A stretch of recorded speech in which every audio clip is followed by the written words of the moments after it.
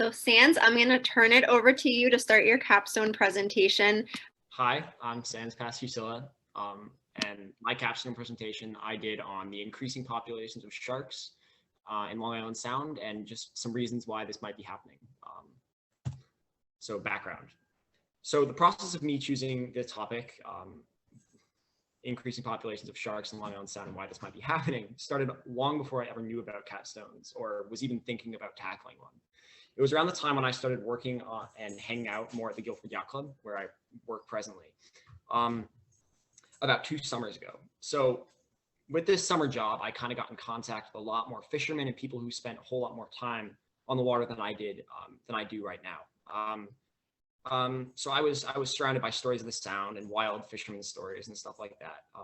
But another thing they spoke of was their worries about the current coastline and how soon enough, with climate change bearing down, it would all be underwater in a matter of years. So soon after these conversations started, a news report ran about a massive great white shark tracked into Long Island Sound. They nicknamed it Cabot. He was nearly 10 feet long and weighed well over 500 pounds. And while nowhere near the monumental proportions seen in movies like Jaws, it was certainly enough to capture my mind. 2 years later, when talking with my mom about possible resume boosters for college, and capstones came to the table. It had just been recently opened for juniors, and I decided it'd be the perfect thing to do, and there wasn't really a question about what the project would be on. So that's how I got interested in kind of this project and capstones in particular. I began my research by talking with my dad and other marine like people who boat on the water, like fishermen I see around, and other marine biologists and things. And that's kind of how I got more in depth into this. So I'm going to just launch the video that I mentioned, about the shark. To do that, I've just got to go over here to my slides, and it'll be a quick little thing. Oh shoot, can I move this?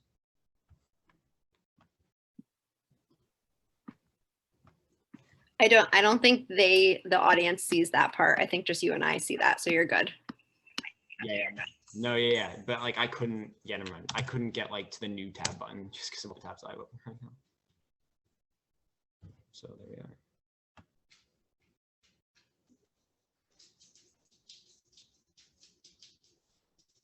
Right. So this video kind of just details kind of what really got me interested in kind of just how sharks are coming in. Not really how, but that they are.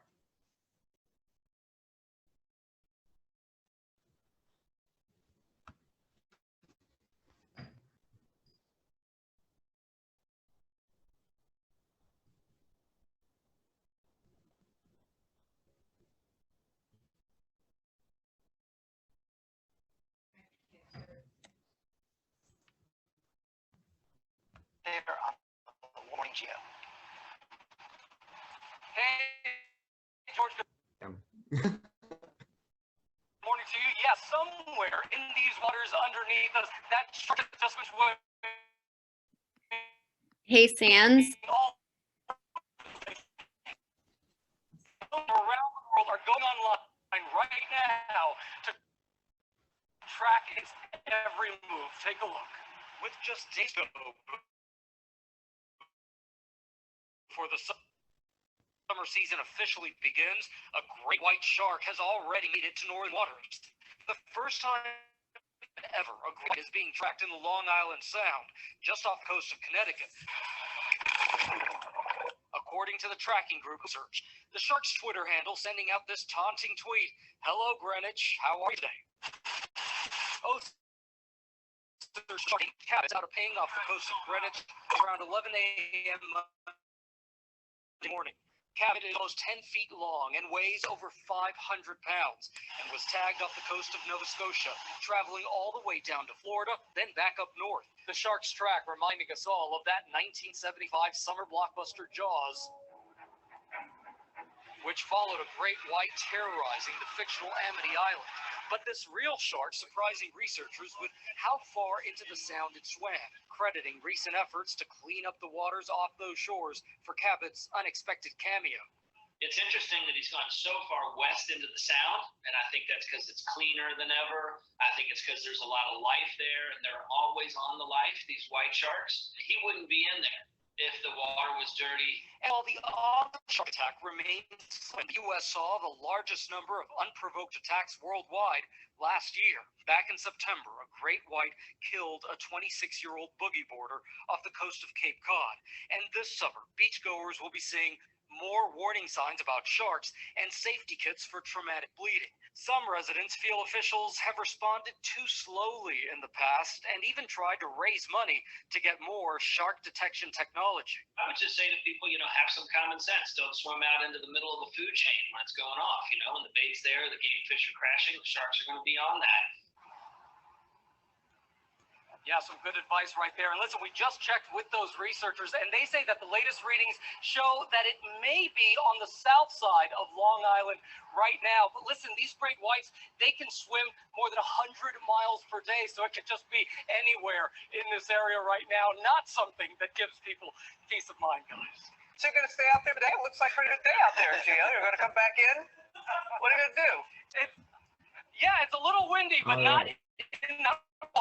So that kind of video right there, just I wanted to show just to kind of show why I got interested and why it's just in itself very interesting as to why these sharks are coming back.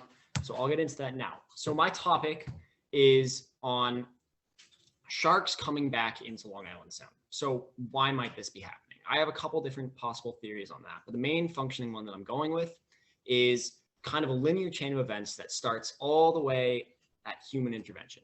So in what ways do we affect the ecosystem in Long Island Sound? There are a lot. There's fishing. Commercial fishing is pretty large. There's like sewage pumping into the Sound, the clarity of the water, the cleanliness of the water. There are so many different ways in which we as humans affect these food chains, and even in the smallest ways can have massive effects on the Sound.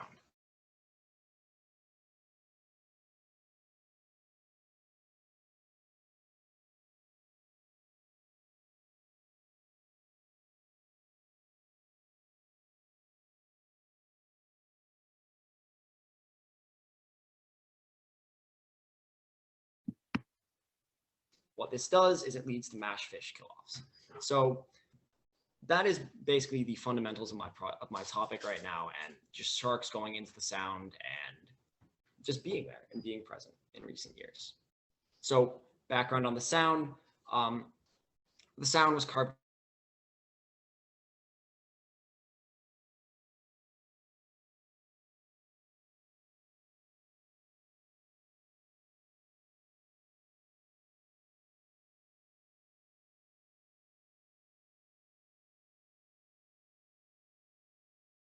mixed and diverse habitats, leading to a whole lot of life in the Sound. So some other past ecological shifts we have are lobsters. Lobsters were once incredibly prevalent in the Sound, but now they're not. That we'll build off of that later in some of the other theories that I have, but they were seen to leave the Sound for two main reasons: temperature increases and parasitic infections. Parasitic infections, while it could be a probable cause, maybe not so much, just because they became a whole lot more prevalent in Maine, where the water is colder. It's kind of their new happy zone, so to speak. Where it used to be down here, it's moved further north. So hypoxia, forage fish, these are two incredibly important parts of my topic as well. So hypoxia and anoxia, as you can see, I've got two on the right-hand side there. I've got two graphs. The one above shows a linear decrease in hypoxia in the water. It's been going down ever since we've put into place some new containment measures for sewage and treating it as it goes into the water. You can see even in the short time between 2001 and 2016, you can see on the lower graph how much the Sound has gotten better with hypoxic and anoxic events. those again are mainly attributed to just our sewage cleanups and how well we've been treating the sound in recent years. So what hypoxic and anoxic events are. So I have this slide here kind of just depicting the what exactly happens there. So hypoxia is caused by bacteria in the water. These bacterial growths are generally caused by, in modern day, they're caused by sewage spills or sewage pumping into the sound. Phytoplankton, bacteria, other things, they'll eat up all of the oxygen in the water, and this leads to death of fish. And those dead fish give these phytoplankton and bacteria and other small microscopic animals more food and more resources to grow and to build, until of course there's no oxygen left. And then you get these dead zones in the sound where fish continue to die off in larger and larger amounts. And when you have less fish, there's less fish for smaller marine predators like seals to eat. Now, we do have a stable population of seals in the sound presently due to, again, less hypoxic events. We've seen massive increases in them. So me as a boater, I'm sure some of you know there's Falconer's Light, which is just off of the coast of Guilford. And if you go out there, I know I do all the time with some friends, we'll go sailing out there, and off to the right of it, if you're facing Long Island, there's rocks called seal rocks, and they're pretty aptly named because almost always when you go out there, you'll see seals. And in recent years, I have noticed more seals out there. As a sailing instructor and being on the water as well, I do see lots and lots of seals in the water, swimming around us, even off in the distance. And they're fun to point out, but there is a correlation with them and the possibility of more sharks in the water, which we have seen and tracked in. And I'll just go back to that. This photo right here, I forgot to cover it. It's there is a great white shark nursery right off the coast of Long Island on the southern end. So it's not a very large stretch to say that sharks will come in if there's food in there for them, because of course that nursery is going to be filled with sharks competing for prey. And if there's prey somewhere else, they're going to go there, and it's nearby too. So it's not a stretch to say that at all. So forage fish. So these are the fish that are being killed off by the hypoxic events. They are, herring, bluefish, shard, shad rather. Just small, everyday run-of-the-mill fish that you'll catch off of a boat. But these fish died off in great droves in these hypoxic and anoxic events. My dad, even talking to him, he told me that he's gone to beaches on New Haven as director of health and seen just droves of dead fish on the beaches, littering all across there. And it's pretty incredible to think that microbes could cause a mass die-off like that, but it does happen. So as the graph above, the diagram below showing the fish, you see a very, very linear pattern of decreases in the amount of bluefish caught per tow. That is less so on hypoxic and anoxic events, and more so plays to less overfishing. So bluefish are dying off, are not being caught in as large quantities as they have been in past years. I think the peak there is at 1999. And then we have some conservation plans going into play there, which decrease the amount of bluefish caught per tow there, which is another facet that could play into more seals. So overview.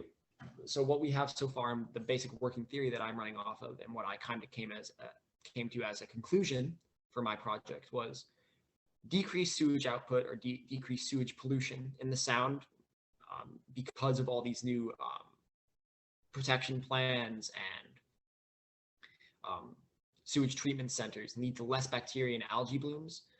And because of that, hypoxic and anoxic events occur less often, prey fish are more present, small marine predators return, like seals, and then following those seals, you get large sharks. Overall, that is what I came to as a conclusion of my project, and I'm fairly confident that is the trend we're seeing. So, other possible theories. One main theory that kind of was always prevalent through there just because of my past experience and just, this background in my head thinking, it could be this. While I am confident in the other theory, another really, really important one to consider would be climate change. So warmer waters allow for seals, a major food staple for sharks, to come farther north and to be more prevalent in the sound. Sharks will then venture into the sound following the seals. This is supported by past ecological shifts mentioned earlier, like lobsters leaving for Maine. In addition to this, other marine animals have been seen coming back to the sound. For example, I think a couple months ago, there was actually a humpback whale spotted off the side off of Old Lyme. That's pretty impressive. Those whales are mammals, and they do like warmer waters. And them being in the sound just shows that water is getting warmer, and even to a small degree can have massive effects on the ranges of animals and how they migrate. Another example would be beluga whales. So in the past, I'm not quite sure on the date, but 2 beluga whales were swept up in the Gulf Stream and got carried all the way up to Long Island Sound. In the trip north, because of the colder waters, these whales are typically found down in Florida, in the Caribbean, and do like the warmer water.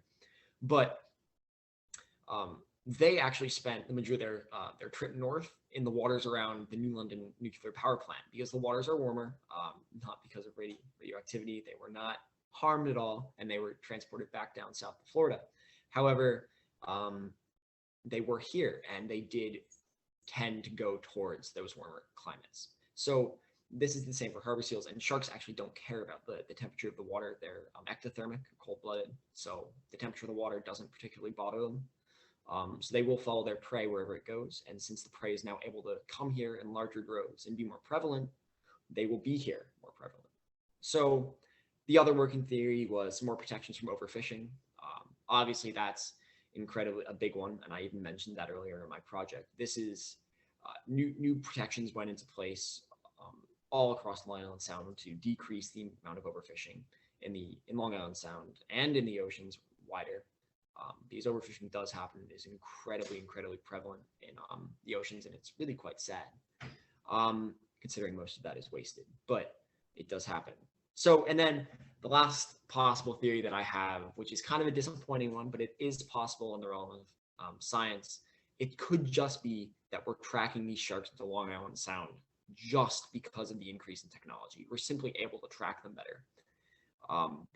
Maybe they've been here the whole time, and just now we're seeing them come here to a larger degree because we have tags on them, on many of them.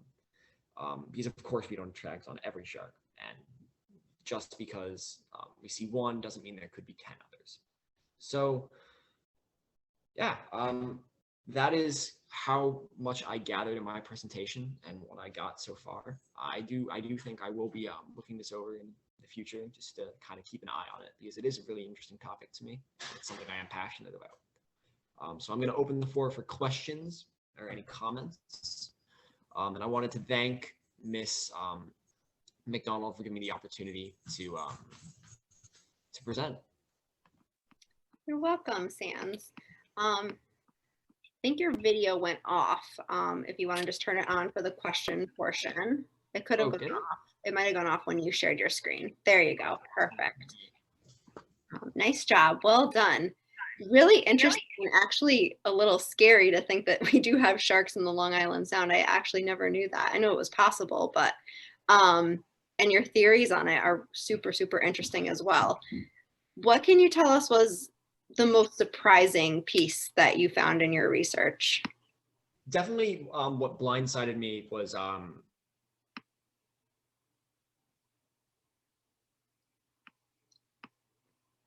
Sans, we can't hear you for some reason.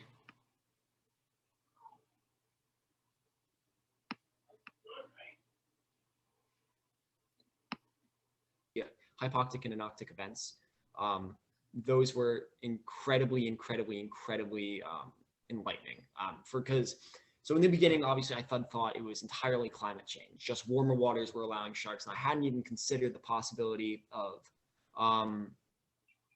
sharks being cold-blooded and the temperature not affecting them. And then talking to another possible mentor that I almost went with, but then his schedule got in the way, Justin Davis. He told me about the overfishing, and then it was that for a while. But then talking to Susan and her sharing her expertise as a microbiologist kind of focused marine biology student, she was able to really kind of give me a lot of helpful information on that. And just finding out that something so small, bacteria killing off fish in Long Island Sound, could affect sharks coming in was really surprising to me.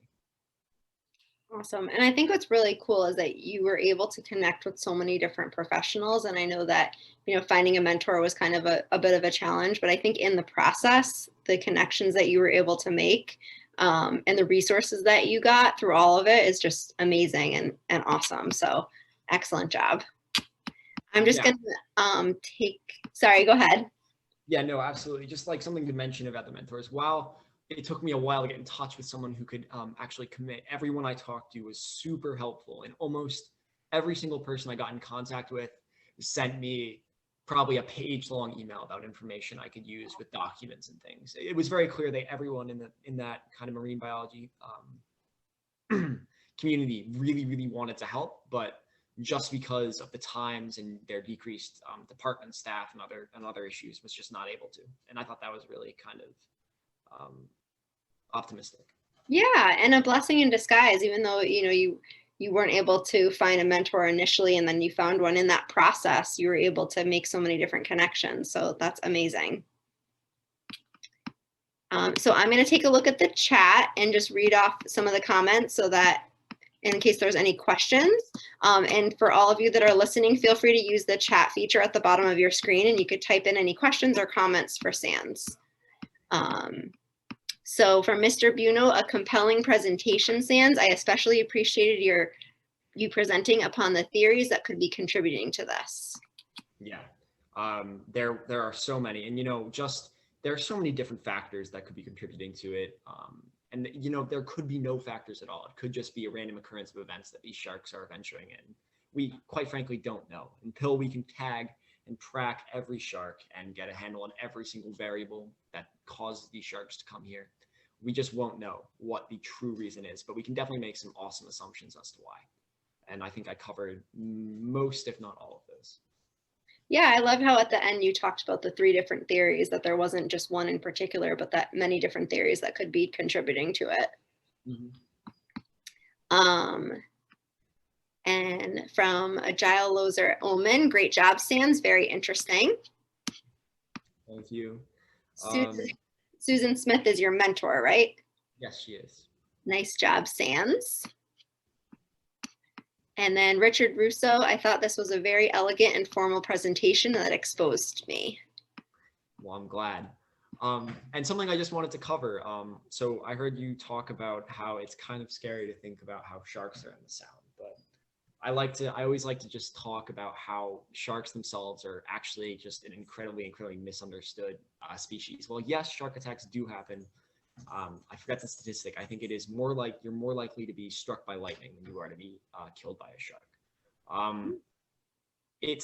It's less so terrifying and more so incredibly interesting and optimistic that we have apex predators in the Sound, because it's always a healthy sign of an ecosystem when you have a top predator wanting to come here, because that means all other aspects of the ecosystem are doing incredibly well and functioning very well.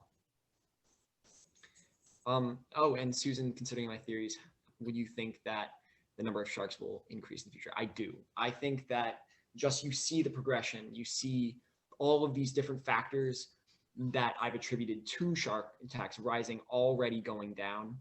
I think that it is, I think that yes, it is absolutely something that we will be seeing more of in the future, just because you have less overfishing, you have more prey for small marine predators here, you have more seals here, you have warmer waters allowing more seals and more larger other predators to be here, like whales and seals themselves as well. And then of course technology is getting better every day, so we're going to be able to track more and see more of them in here. And from Kevin Buno, no, I'm not really sure that this is something I'm going to be studying post high school, but it is definitely something that I'm going to be looking into. I'm honestly, through this project, I it was really, really enlightening to learn about all the different topics and all the different facets of it. And it really is fascinating. And I think it is something I'm going to give thought to, considerable thought to. And I appreciate your reflection on my fear about the sharks being in the ocean. Yeah, I do. I hear what you're saying. I think the media definitely hypes it up, and we worry about that. As a result, we always think sharks, oh God, we're going to be in trouble. But I hear what you're saying, and it's an interesting concept to kind of take some of the fear away from it. Yeah. And then I think we have one more comment question from Charlotte. Sans, excellent presentation. I was especially interested to hear how the bluefish are disappearing from our shores, because your grandfather always calls bluefish for me, and there was only one piece that I could have this year. Yeah, well, I'm glad, but they bluefish should actually be on the rise soon, so hopefully we can get more than one.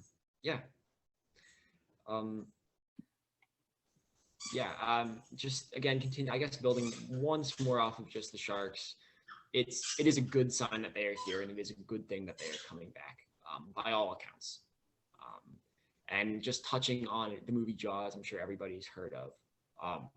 Before the movie Jaws, there really wasn't much fear or paranoia about sharks around, but after the movie Jaws, towns across the globe actually would pay fishermen to go out and kill sharks. And there are some fishermen who have, I believe there's even a documentary on it. I'm not really sure the name of it, but I'm fairly sure I remember there being one. There was a documentary on talking to some of the fishermen that went out and did that, that hunted and killed sharks. And some of them, like, visibly, like, you could see how upset they were about killing all those sharks, and it's something they absolutely regretted.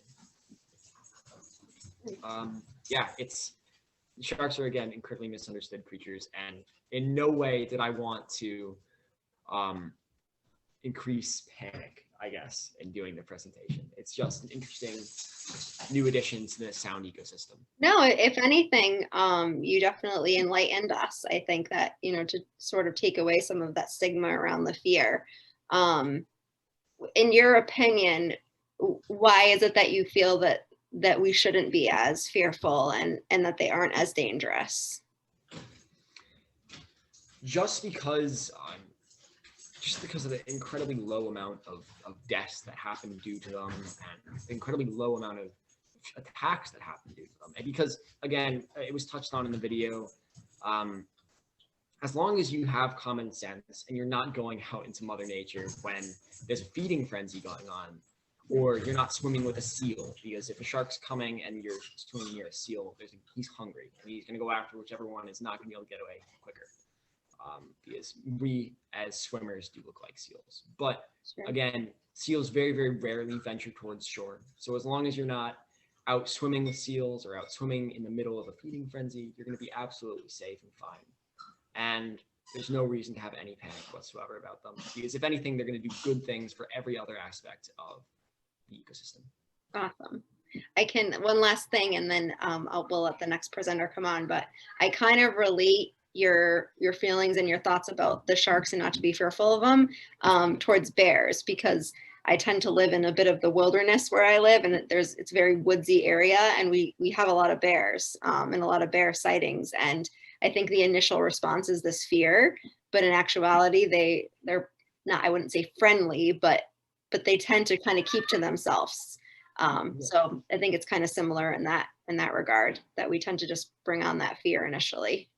Yeah, exactly. It's truly, I don't think many wild animals ever go out looking for a fight. That is a very, very trait. And I think as long as we give everything its space and respect it, there won't be anything bad that'll happen. Exactly. No swimming with seals. I'll remember that one. All right. Well done. Thank you so much. I'm going to let our next presenter come up, which is Sydney Cunningham. And Sans, I will bring you to our attendee list so that you can stay and watch if you'd like. And I will bring Sydney up in just a minute. So well done, Sans. Thank you so much. All right. Thank you. I have mine pre-recorded. I'll just share my screen.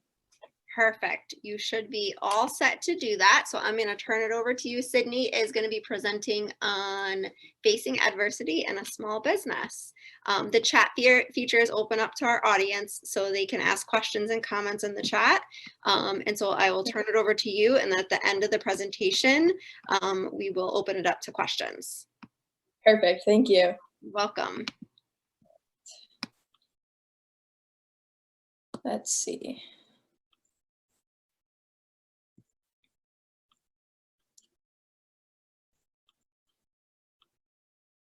All right.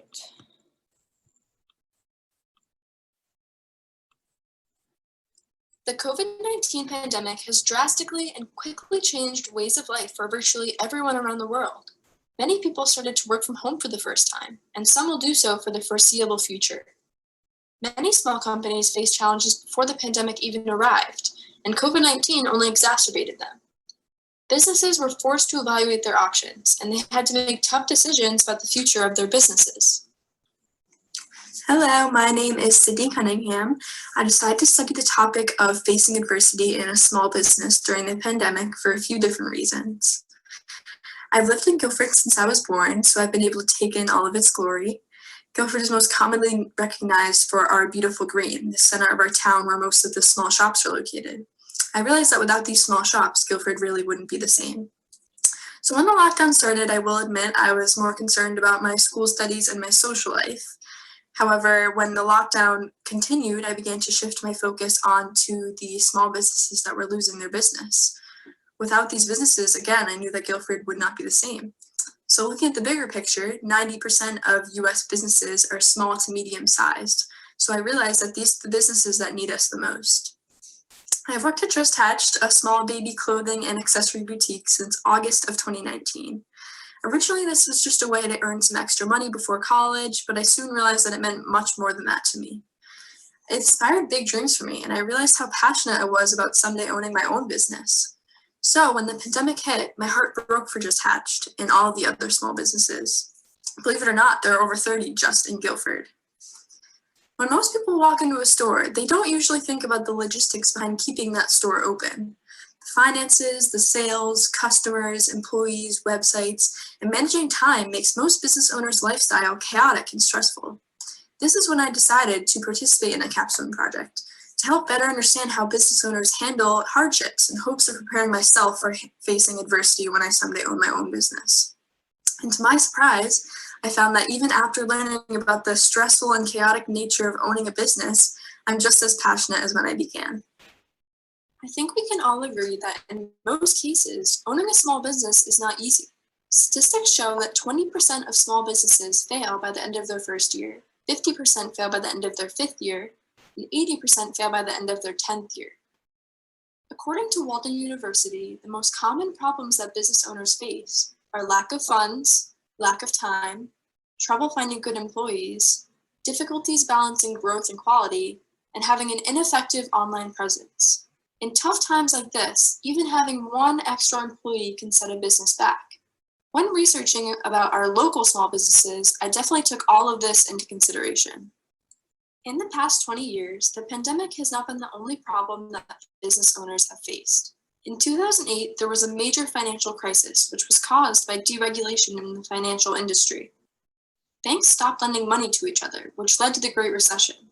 Stock values plummeted. The US lost $7.4 trillion in stock wealth. Over 5.5 million jobs were lost. US households lost an average of $5,800 in income. Many small businesses had to cut payrolls and lay off employees. Over 17,000 small businesses closed down between 2008 and 2010. Does this sound familiar? In this past year, millions of small business owners across the country faced a similar challenge as the coronavirus shut down much of the US economy, and consumers stayed home to slow the spread of the virus. 46% of households have had a significant loss in income due to losing a job or a pay cut. Over 100,000 small businesses have permanently closed their doors due to COVID. Almost $3.5 trillion lost in stock wealth. Small business revenue is down 20% since January of 2020. Here's a graph showing the different closures in this past year. There are more permanent closures than temporary closures. This just shows that those businesses who survived through the Great Recession had persevered, and the pandemic was just a different type of hardship. Business owners face all sorts of problems, but this year has been specifically tough for one major reason. There was limited in-person shopping, something that a lot of businesses have never experienced before. Now we are going to move on to my research. I've gathered my information mainly through surveys and interviews. I have had consistent meetings with my mentor, Karen Helburn, who is also the owner of Just Hatch, where I work. In these meetings, she taught me about every aspect of her business and the steps she's taken along the way. Not only did she teach me through her words, but she gave me some tasks as well. She was extremely innovative. She hosted a Tour the Store live video on Facebook, giving customers the opportunity to see what we had in the store. She also created an awning for people who didn't feel comfortable shopping in the store in order to offer accessible window shopping.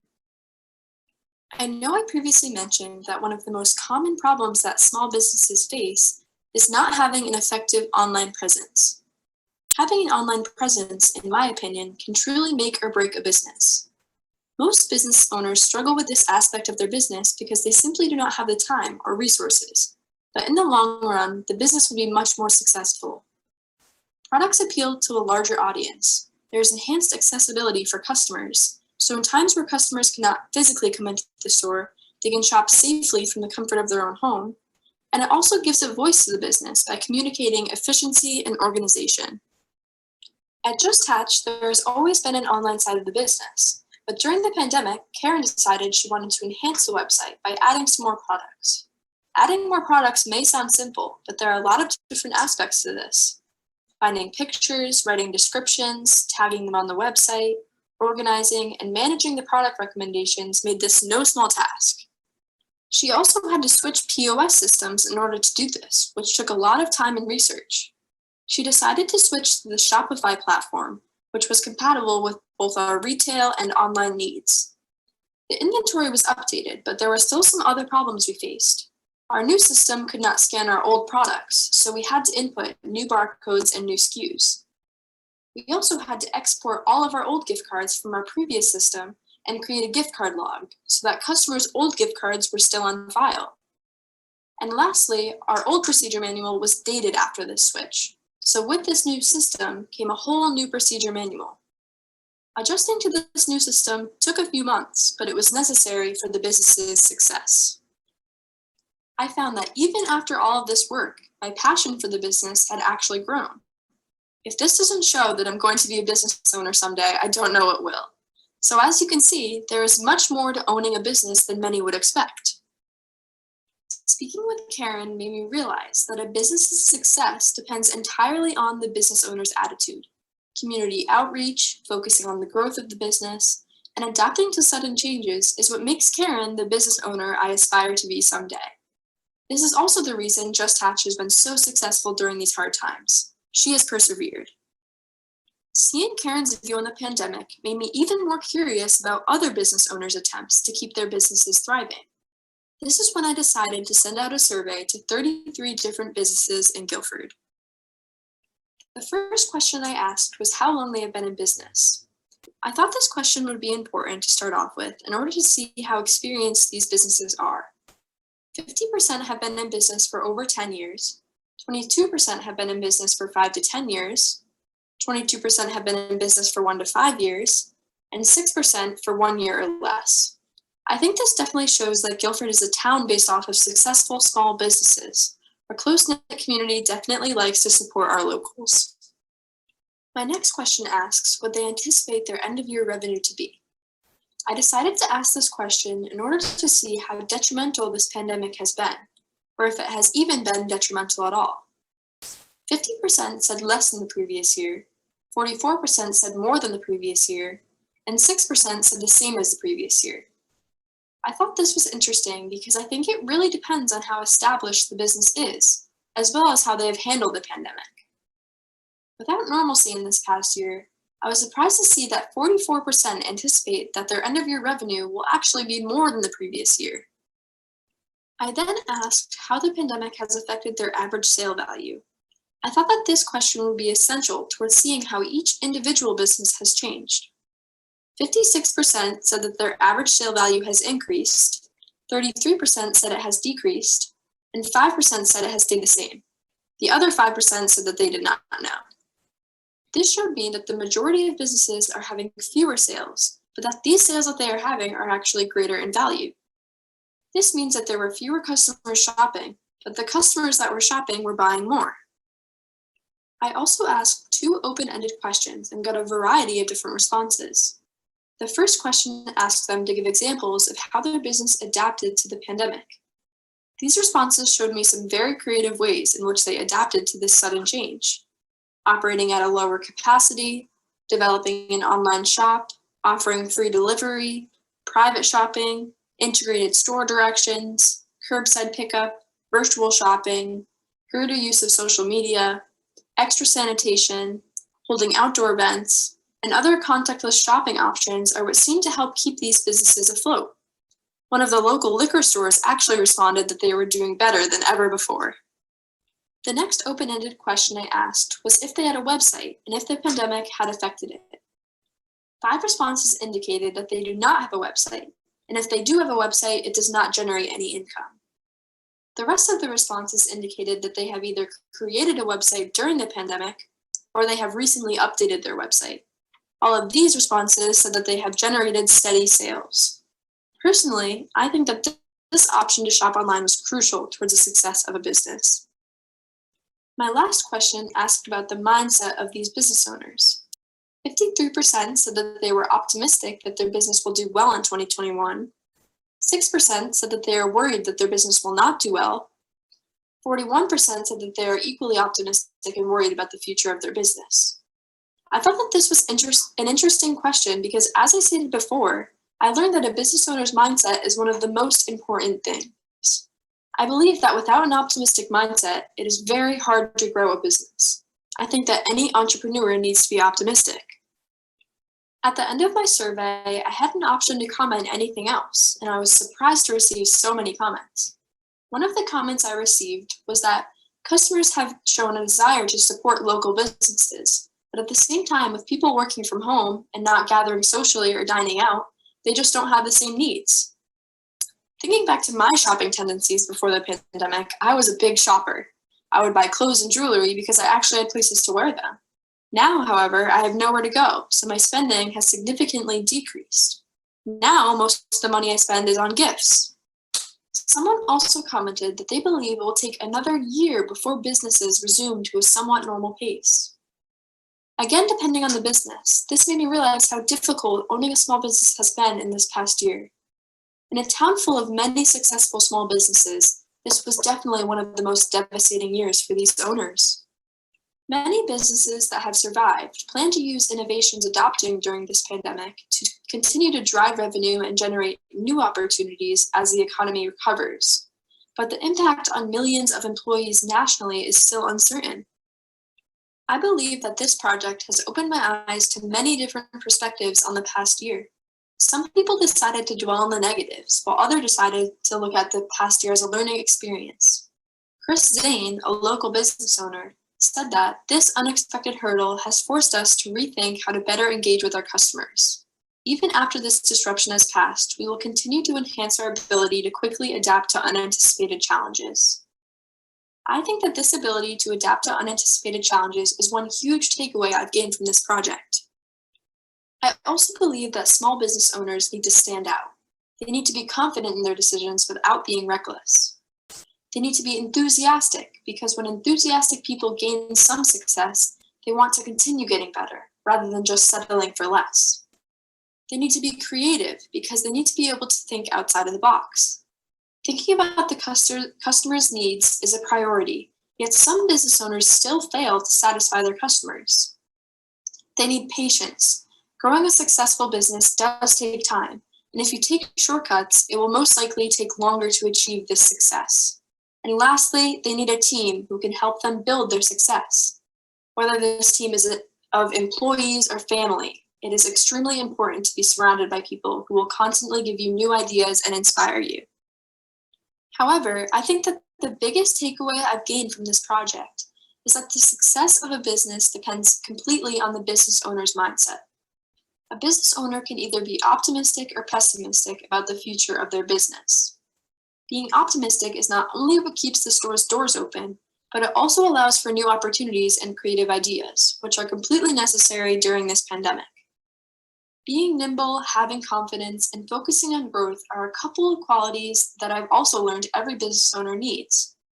Being optimistic and incorporating growth in myself is crucial towards succeeding in anything that I do, whether it be in the business industry or not. I now know that I have achieved an entrepreneurial mindset.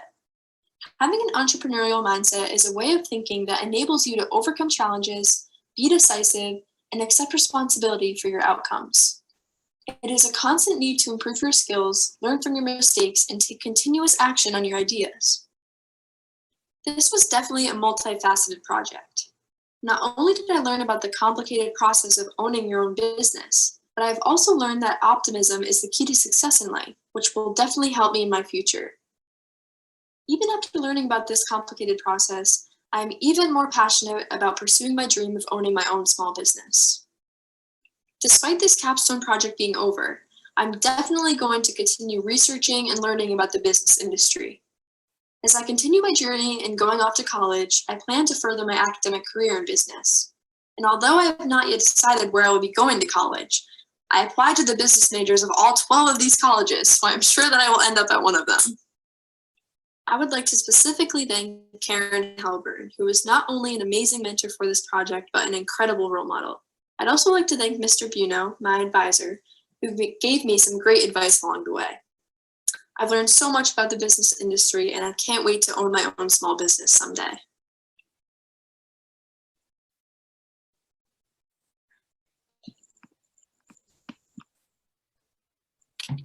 Nice job. Thank you. And I'd like to thank you too. I forgot to do that in there, but thank you so much for giving me this opportunity. Oh, you're welcome. My pleasure. I hit on so many different notes that that you mentioned, and I think they're just really some powerful things that you said about, you know, the mindset of an entrepreneur, and you talked about your own small business and the impact of small businesses. And I think it's something that, you know, is so much more up and coming and important to make note of. And I'm so happy to hear that you're thinking about possibly going into a business career as a result of this. That's amazing. Yeah, it was an amazing project. It was an amazing opportunity to combine my academics with my career interests as well. I was able to apply most of my classes from this year, actually, my statistics class, my economics, my English and history. So I thought it was an amazing opportunity. I definitely gained a lot from it. That's amazing. I didn't even think that some of the classes would really help it impact it and kind of overlap into it. And that's what Capstone is all about, is kind of bringing it all together and having that interdisciplinary effect to it. So happy to hear that. I have a couple follow-up questions. I thought it was really interesting in terms of the timing of bringing the online piece to Just Hatched, the business that you work for. In your opinion, do you think that the store would have gone online or as far online if it wasn't for the pandemic? That is an excellent question. I think that the pandemic definitely shifted her focus onto this online website. Like I said, we have had a website for a very long time, but now that customers couldn't come into the store, right now, actually, we're only allowing 2 people in the store. So it doesn't allow as many people to come in and see the store. So shifting these products to the online website was key for the success of the business. And that was actually going to be my follow-up question is, you know, looking back, if you went online or didn't go online, what the impact would have been. And it sounds like it was the right choice to go online, and that the revenue went up substantially as a result of that, especially not being able to have as many people in the store, like you said. Yeah, and I think it's great too, because now, even after this COVID is over, it's amazing because people from all over the world are ordering from this little boutique in Guilford. You know, it's amazing. So that's amazing. And it sounds like you were a huge part of that and impactful in that. Fun. You know, it was, I learned a lot from that. That's amazing. Awesome.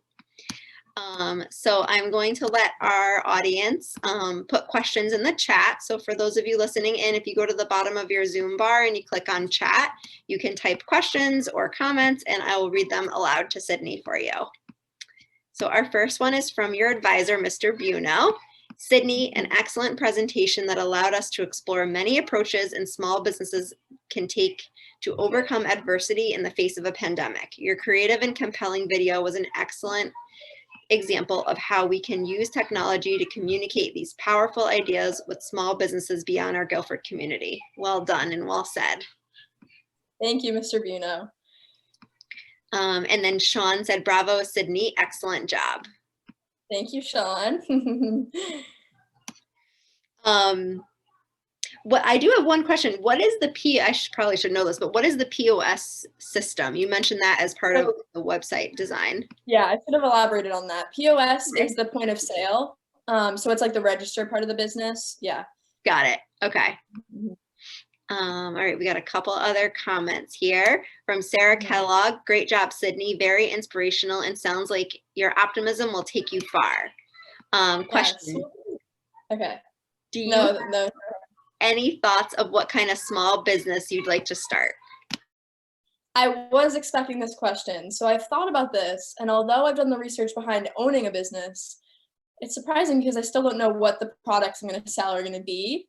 But at least I know when I get there and figure that out, I'll know how to sell the products, you know what I mean, and run the business. So I'm not quite sure about that yet. That's okay. Good answer. Michael Green, very informative. I am now more interested in supporting locally. There you go. You got a winner. Thank you. If you could open any new small business, what would it be? Oh, I love the baby store. Honestly, it's all I can, I'm not really sure. I know it's going to be some sort of retail business. I'm just not sure what I'm going to have in there. Karen Helburn, bravo, Sid. Your enthusiasm combined with your smart mind will take you far. Thank you, Karen. Nancy, excellent content, powerful graphs, and delivering like a professional. Thank you. Lauren, great job, Sydney. You will make an amazing entrepreneur. We were wondering in your survey, what types of businesses did you survey besides retail? From Christy and Lauren. Okay, so it was basically everything except for restaurants, which I realized afterwards it would have been neat to include those restaurants in there. If I could go back and change something, that would definitely be one part of it. So it was most of like the small businesses on the green. And I think it came to 33 small businesses, which was amazing. So incredible. That's amazing. Yeah. All right. And then do you foresee yourself in brick or mortar or online? Brick and mortar, I would say. I think online is kind of scary. I think online is scary for everyone because not that it's new to us, but taking products online is so different than having the customers being in the store and like seeing and feeling everything you have. So I definitely think brick and mortar. A couple more comments. You make me so proud. I can't wait to watch you soar, from Kelly. Oh, thank you. Excellent presentation from Patty. People. Lauren, also, did you learn what part of the business you'd enjoy most? Ooh, that's a tough question because I love it all. I definitely think that being with the customers and accommodating to their needs, I think that's a huge part of it. I think that's probably the biggest thing. And this optimism plays into that as well, being optimistic, looking into the future, focusing on growth. So I would say probably accommodating to the customer's needs.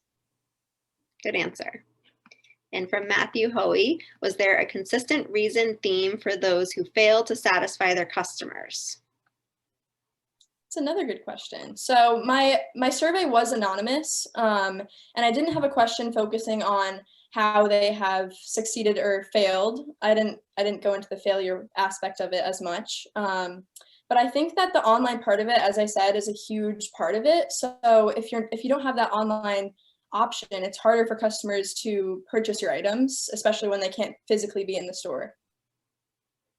Yeah, absolutely. And I think the online industry has become bigger and bigger. And obviously, with this pandemic, I think clearly it's been bigger. And I think people are getting comfortable with that too. I mean, even comfortable with the Zoom platform. I don't see Zoom going away when the pandemic hopefully goes away. And I don't see online shopping ever going away either. So I think it's a valid point. From Jill, would like to mention that Sid was always a team player, worked overtime, and is a true asset to Just Hatched. Great presentation. Thank you, Jill. That means a lot. And another one from Matt Hoey. Did any of your targeted businesses fail during the project? So that is another question I'm not sure of. I would definitely love to see the result of that question actually, and see if there are any other small businesses that closed down during the project. I might actually research that after, because I think that's important. I'd love to know that. And he also wants to know if you'd be willing to share this with the Economic Development Commission. I'd love to, yes. We'll have to connect you yes. to our first selectman who's here listening. All right. Patty Gallagher, did the store increase their social media presence as well as online? If so, did that help with your national or international business grow online? Definitely. And I don't think I mentioned this in the presentation, but Just Hatched also has a corporate side of the business. So even when we were shut down, these corporate orders were still coming in, babies are still being born. And these are going from all across the country. We ship to India, Canada, we ship everywhere. So it was amazing that this online part of our business was really bringing in some sales, and we were doing FaceTimes. And again, like she said, the social media posts were increasing. I know Karen hosted a tour of the store on Facebook too. So giving customers the opportunity to see exactly what we had in the store at that moment was key, definitely. That's amazing. What a great experience for you, Sydney. I mean, to put on your resume, entrepreneur, international business. I mean, you covered it all. How incredible. Well, I'm very proud of you, and I know the rest of the audience and your family are proud. And so really well done. One last comment here, and then we'll turn it over to our next presenter, Susan Cassidy. Well done, Sydney. You worked so hard in this project, and it shows. I think we can all agree on that. Thank you. All right. So I'm going to move you back to our attendee list, and our next presenter is Kelly Collins, and she'll be presenting on how to be eco-friendly in your daily life. All right. Thank you so much. Thank you, Sydney.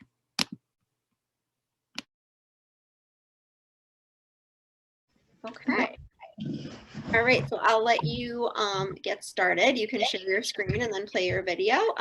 We have about 9 attendees in the audience, and for those of you who are listening in, you guys can type questions or comments in the chat while Kelly's presenting, and then I will read those out loud for Kelly at the end of her presentation. So I'm going to turn it over to you, Kelly, to get started.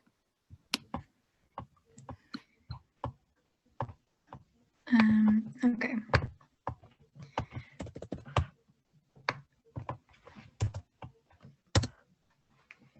Welcome and thank you all for coming to my presentation on how to be eco-friendly in your daily life. I chose this topic because I've always felt passionate about making good choices when it comes to things we do in a daily life that have negative effects on the environment and ecosystems. I decided to take this opportunity to delve more into how I can help the planet, even in small actions. I know that many people, when they hear the term eco-friendly, assume that it just means to recycle your papers and plastics and turn off the lights when you leave the room. Although those things can be very helpful, there's so much more than that. My hope is that at the end of this presentation, you will walk away with a new outlook and hopefully a plan to make some small adjustments in your daily life, because small changes make very big impacts. Many people, when they are first told to consider being eco-friendly, assume that it means to go vegan or live off the grid. Although these are great options, they are very extreme when there are dozens more to take before you go there. A very common misconception about being environmentally friendly is that it is incredibly expensive or too inconvenient to make changes in anything or any part of your life, whether it be the food that you are eating or the clothes that you are wearing. However, it could be the opposite. To eat sustainably, that does not necessarily mean jumping into veganism. For someone trying to make better choices, that can just mean having a salad with your dinner instead of a steak or a hot dog, or having meat one less day a week than you currently do. Whether you are trying to find a biodegradable toothbrush or more eco-friendly detergent, it can sound like options are hard to find or the labels are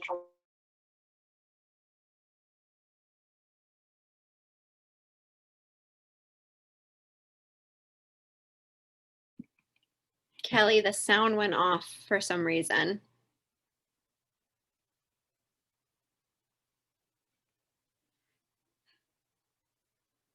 Was it good? Try it again. It went out for a second. Okay. Since the world is so big and you are just one person, Good now. think that your small choices and It's actions good? Yes, it's good. Okay. won't make an impact. Statistics have actually shown otherwise. And finally, for our misconceptions, being eco-friendly requires you to jump into a new way of living. That is not true whatsoever. The purpose of this presentation is to show you that you can make very small changes in your life that feel insignificant when you're doing them, but actually contribute to saving the planet. So when you first think of being eco-friendly, it's most likely that your mind jumps straight to reduce, reuse, and recycle. There are many more ways in your life that you could be eco-friendly. For example, doing your laundry. You can make smart choices when you're buying your detergent or even buying a new dryer. Eating sustainably.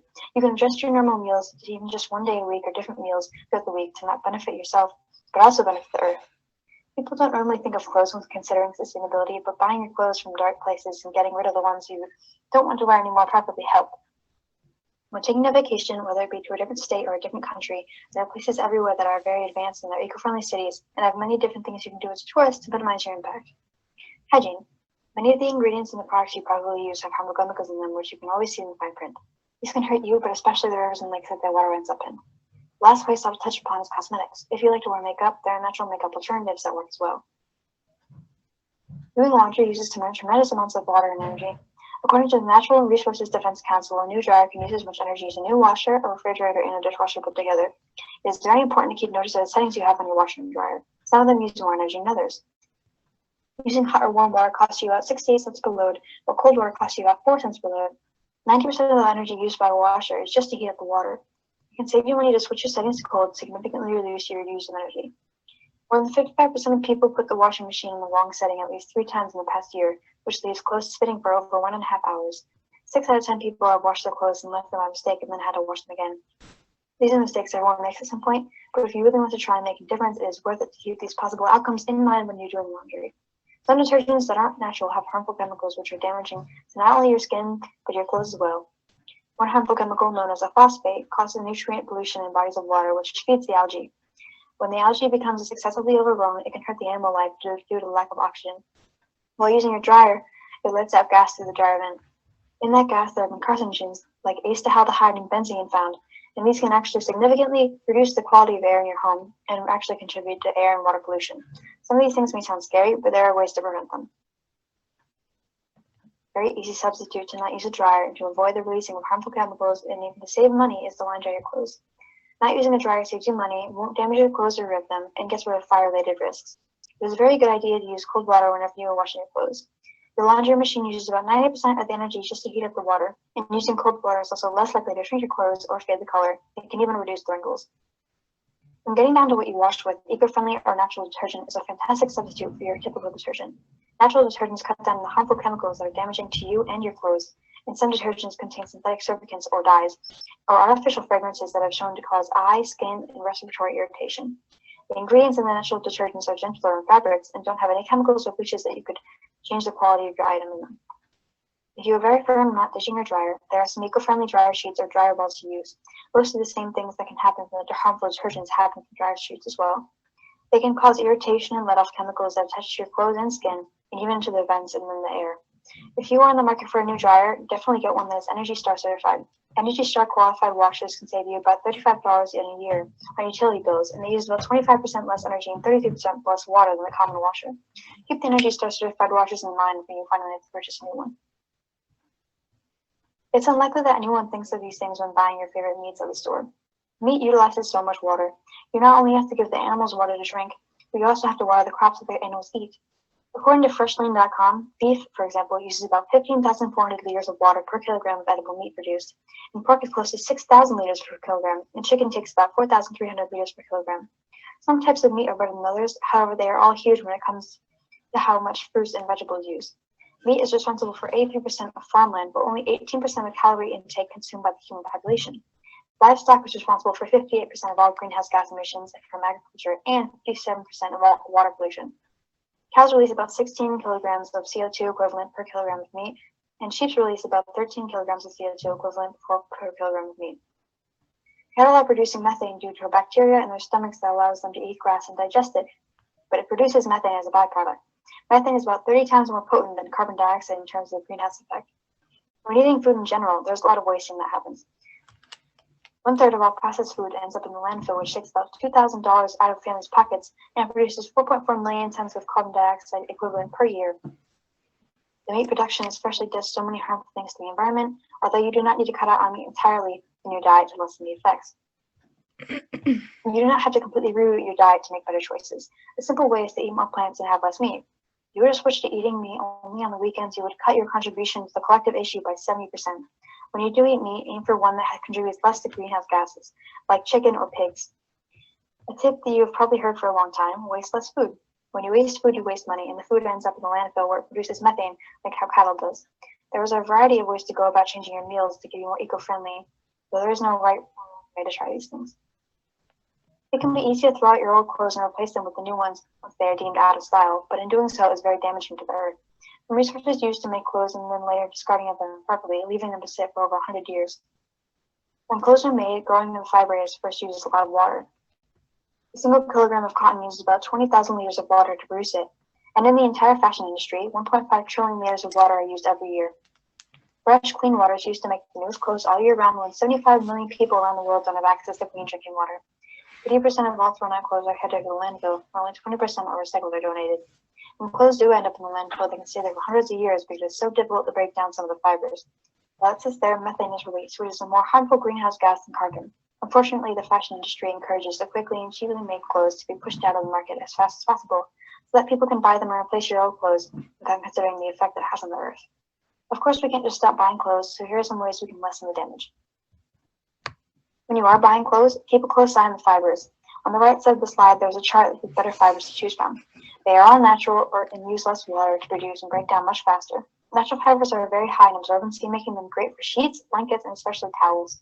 They are all sustainable, biodegradable, and carbon neutral. Because they both have cellulose in them, plant-based and animal-based fibers can decompose. If you are looking for something made out of cotton, make sure it is recycled or organic. Otherwise, it is a type that uses much more water to produce. When you do buy clothes, you should buy them from thrift stores. Not only are they way cheaper, it takes them from one closet to the next before putting them into a landfill. Thrifting has become especially popular in the last few years as well. When you are disposing of your clothes, thrifting them is best. It allows people to buy them for cheaper and gives you clothes a second home. When you are donating clothes, Goodwill is probably the first place that comes to mind. While Goodwill is a great place to thrift and donate clothing, sometimes they receive so many donations that the clothes they aren't sold are thrown out. There are many organizations who send clothes to people who need them, and they often have a specific purpose. If you find yourself with business wear to donate, a great place to send them is to Dress for Success. They are a nonprofit that specifically supports low-income women by giving them work attires. Free the Girls is another organization where you can donate your bras to women who have escaped human trafficking. There are women in small communities who can sell their own if they have any to sell, and they can earn an income from the organization to support themselves and their families. There are many other organizations out there that you can find if you want to donate specific types of clothes, but those are just some really great ones to support. One of the greatest contributions to air pollution and the ozone layer depletion is our vehicles that we drive. Cars and trucks are responsible for nearly 1/5 of all U.S. emissions, emitting around 24 pounds of CO2 for 1 gallon of gas, and the total of all U.S. transports collectively produces around 30% of all U.S. global warming emissions. Nitrogen oxides are formed when the fuel burns because the nitrogen and oxygen reacting together. All of these are harmful to us, specifically through the harm done to the ozone layer. The ozone layer is a part of the Earth's atmosphere, whose main purpose is to protect the Earth from the UV rays from the sun. It basically acts like a giant layer of sunscreen, which protects us from the harmful rays. Without the ozone layer, nothing would be filtering the direct rays from the sun, which would cause us to burn easier, and cause skin cancer to be much more frequent. It would also hurt the plants and animals on Earth as well, as it is toxic to them. Unfortunately, there has been ozone layer depletion. It is located around the South Pole. A single chlorine molecule can wipe out 100,000 ozone molecules, and the damage takes a long time to undo. Thankfully, recently, the ozone layer has begun to heal itself. A lot of healing is done to something called the Montreal Protocol, which is an international treaty made to protect the ozone layer in 1987. In this treaty, countries agreed to lower the amount of hydrocarbons produced worldwide. As time passed, we have seen it work, and hopefully we've seen more progress in the future. Although it has begun to heal, that does not mean we can travel carelessly, because we are still doing damage, and doing more will stop the healing. When we go on vacation, we look for a hotel and book an airline without much to consider besides the location and the price. However, the next time you are booking a hotel room, flight, or other day activities, there are many other things to consider, like its environmental impact. Hotels use so much water as they have to clean the residents' towels, have water for everyone to shower, and use facilities. When tourists come and travel places, they are far more inclined to buy plastic disposable water bottles rather than bringing their own reusable ones. Since there is not much that hotels can do to reduce this, as the people who use the hotels, it's our responsibility to reduce the amount we use. Here are some adjustments to make when traveling and vacationing to do your part to prevent excess damage. When doing daily travel or work in stores, if possible, don't use your car. See if you can carpool with someone else to keep one more car off the road and saving you money. If it's not a terribly far distance, using a bike or a scooter is a great choice as well. It's exercise for you and a completely green way of travel. As you have probably heard, electric or hybrid cars have become very popular in the past few years, especially motivated by Tesla. You can upgrade your car to be hybrid, electric, or an all-electric vehicle. You can even save money on hybrid or electric cars as you aren't buying gas. In terms of long-distance travel, it is important to vacation smart. When looking for a hotel, look for one with a recycling program. The recycling programs consist of recycling their equipment to keep the toxins that come from technology out of landfills and pose environmental risks to wildlife. When looking for a location, there are plenty of beautiful locations in cities that are popular destinations and that are really committed themselves to being eco-friendly. For example, Berlin in Germany is a city with many normalized eco-friendly habits. Most people in Berlin use bicycles instead of cars. The city itself made a Sustainable Meeting Berlin initiative with hotels, service providers, and other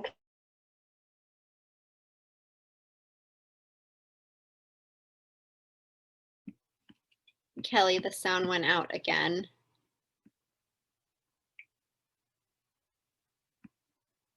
Kelly, do you hear me, Kelly? Yeah, I can hear you. Okay. Try hitting play again. The sound just cut out for a second. Okay, sorry about that. That's okay. When you pack light, let them wherever place you should good now. Go. Okay. When packing, it's very important to pack light. When you pack light, the lighter the plane, and the less energy it has to use to keep itself up, as it weighs less. Bringing your own things like your shampoos, conditioners, and water bottles reduce the waste the hotel has to collectively produce. Bring your own metal utensils. You do not have to use plastic ones given by the hotel and create more waste. When you are at the location, do nature-centered activities. Things like hiking, swimming, cycling, and even walking tours which don't produce any waste and are fun things people usually do anyway on vacations, especially in tropical locations. Finally, if possible, vacation inside your country. Traveling outside your country means more waste the plane is producing as it is in the air for much longer. The last topic is hygiene and cosmetic products. From the material itself to the chemicals in them, there is much change to be made in that area. One of the most detrimental ingredients to the environment is palm oil. It's in toothpaste, shampoos, conditioners, and soaps. The oil itself is not harmful, however, it causes deforestation since it comes from palm trees. They are cut down in animals' homes and destroyed to get more of that product. Disposable products are a huge problem. We change our toothbrush on average every 3 to 4 months, which is around 5 billion toothbrushes used and disposed of in just 1 year.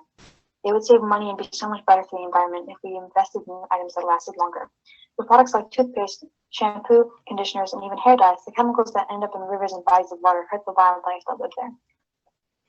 There are natural products that do the job just as well as those. Lastly, in the plastic bottles that almost every item comes in. Plastic can take over 100 years to break down and is used for packaging for nearly everything. We don't even think about how much plastic we go through, but there are companies that supply products that use different materials. It can seem overwhelming to keep all these things in the back of your head, but look at them one at a time. It's easy to find products with natural ingredients because they are usually branded with the fact that they are eco-friendly, so people who are looking for items like that can find them easier. Make sure the products themselves are not plastic or disposable. Don't use plastic toothbrushes. Instead, invest in ones with bamboo handles, which not only last longer, but are biodegradable. Disposable razors as well. Look for a double-edged one. They have been said to shave better and last longer, saving you money, and it is a great eco-friendly choice. One company called Plain Products has created reusable shampoo and conditioner bottles. The bottles are made of aluminum. When you first order, they send you full bottles, and when you are out, you can send them back to you refilled. There are 3 other companies listed on the screen, which are Gaffer & Child, EcoRoots, and 100% Pure, which are just 3 other companies which have cruelty-free, vegan, and eco-friendly products for you to choose from. As for cosmetics, which is more makeup, there are 3 brands listed as well. Axiology, Antonym Cosmetics, and Elite Cosmetics, which are cruelty-free, vegan, non-toxic, and have no palm oil. There are dozens of other companies online which can be found with a quick Google search.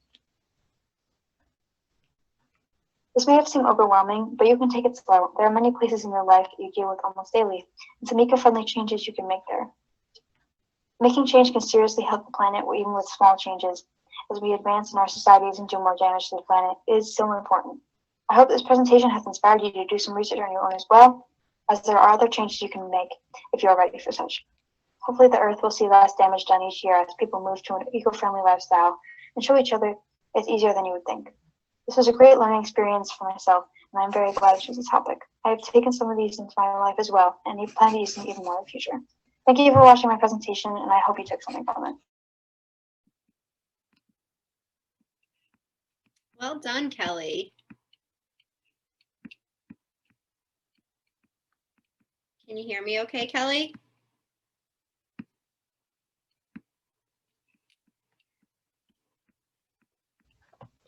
Kelly, you there? Yeah, can you hear me? Yes, I can hear you now. Okay. So if you want to go ahead and stop the share and then Okay. put your video back on, and then we'll open it up to questions and Okay. comments.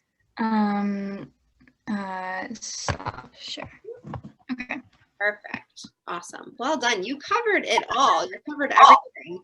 And I really liked your opening statement, how you said that, you know, you don't have to be a vegetarian to be eco-friendly, but you can just do little things. Like there was one in particular that really stuck with me, and you said, you know, instead of meat for one day of the week, you do a salad instead. So it's not like you're totally eliminating it completely, but kind of, you know, trying to interject that a little bit to be more eco-friendly. So I thought that was really impressive. And I like all the pieces that you covered, even about the laundry, everything. Thank you. So for those of you listening in, if you want to use the chat feature at the bottom of your screen, you can put comments or questions and we could read those aloud for you. So I'm going to take a look at what we have here.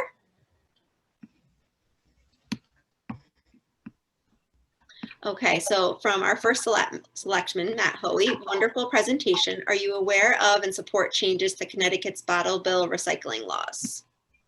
I'm not aware of that. I haven't done any research about how Connecticut has been progressive towards more eco-friendly choices, but if it's about recycling, then yeah, definitely. I think that's a really important thing to do, obviously.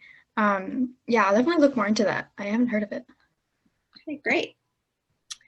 From Mr. Buno, Kelly, you provided some valuable reminders and insightful thoughts on the approaches we can implement to be eco-friendly. My biggest takeaway was when it's safe to do so, exploring green destinations and eco-friendly lodging. Thank you and well done. Thank you. Absolutely, it's a good point. From our first selectman again, how significant an impact can composting make? Oh, composting is like very important. And I know that a lot of people compost their foods. Like you can compost like banana peels, orange rinds, or like old eggshells. But you can also compost, like I touched on it earlier briefly, your clothes, because some of the clothes, like the fibers that I was talking about, have cellulose in them, and they can decompose just as like normal foods would, even though it will take longer. But it's definitely that's really important because it can keep well, if you're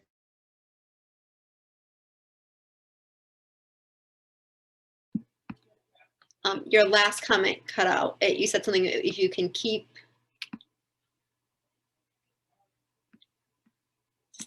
For some reason we can't hear you. Oh, sorry. It said my internet was unstable. Oh, that's okay. It seems to be back up now. Okay. Did it cut off at any?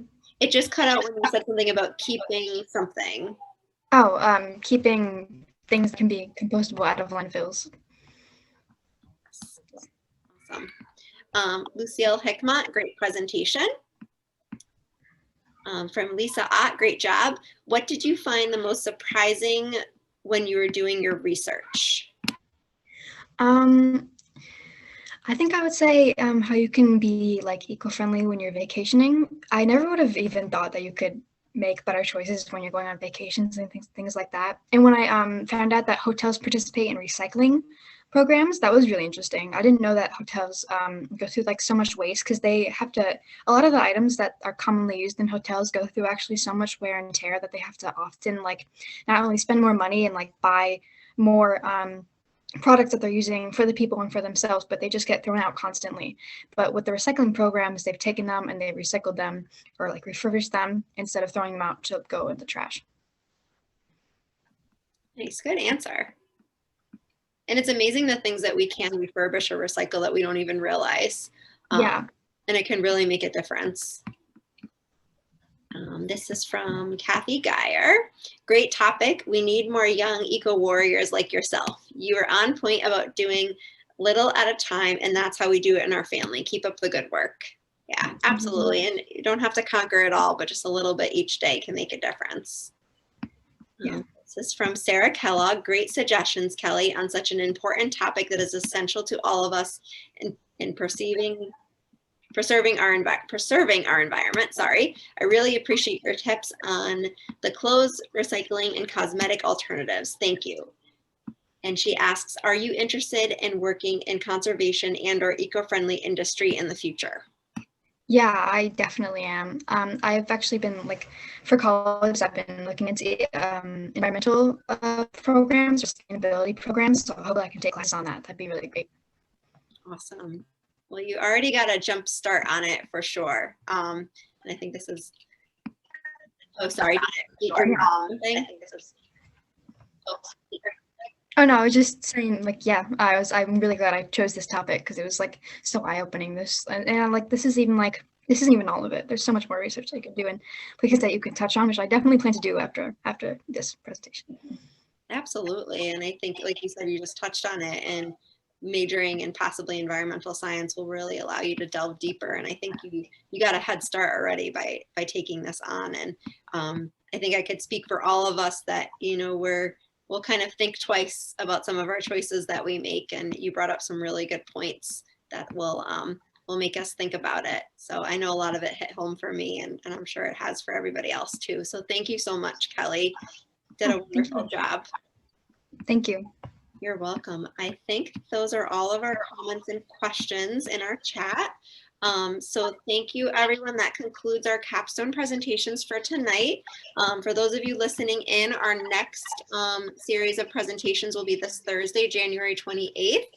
So I hope you can tune in. The link has been sent out through the Board of Ed, and it is also on the Guilford High School website.